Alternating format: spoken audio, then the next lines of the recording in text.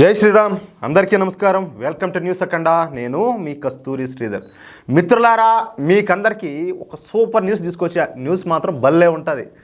మహాకుంభమేళాలో ఎన్నో వింతలు విశేషాలు జరుగుతున్నాయి.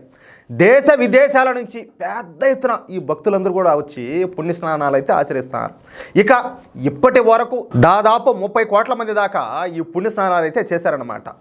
ఇదంతా ఒక ఎత్తు అయితే, మహాకుంభమేళాకు వచ్చినటువంటి ఒక గ్రీస్ అమ్మాయి, గ్రీస్ దేశం చాలా బాగుంటుంది, కలర్ఫుల్గా భలే ఉంటుంది. కావాలంటే మీరు ఒకసారి గూగుల్లో కూడా చూడండి.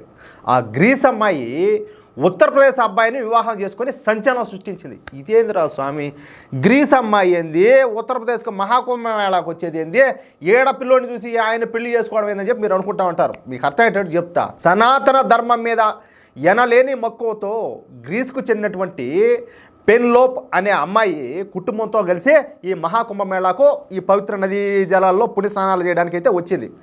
ఈ క్రమంలోనే ఈ పెన్లోప్ ఉత్తరప్రదేశ్కు చెందినటువంటి సిద్ధార్థ్ అనే అబ్బాయిని ఇష్టపడిందియా. చూడండి, కాదు దేవుడు యాడుండే వాళ్ళకి ముడేసినాడు.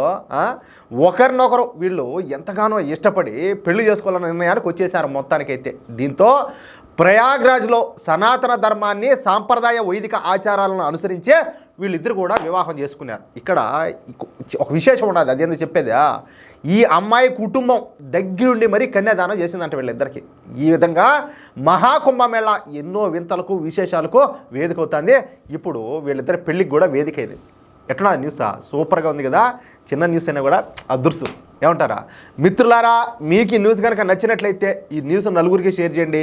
అదేవిధంగా ప్రతి ఒక్కరు కూడా మీ యొక్క అమూల్యమైన అభిప్రాయాలను ఖచ్చితంగా కామెంట్ చేయండి.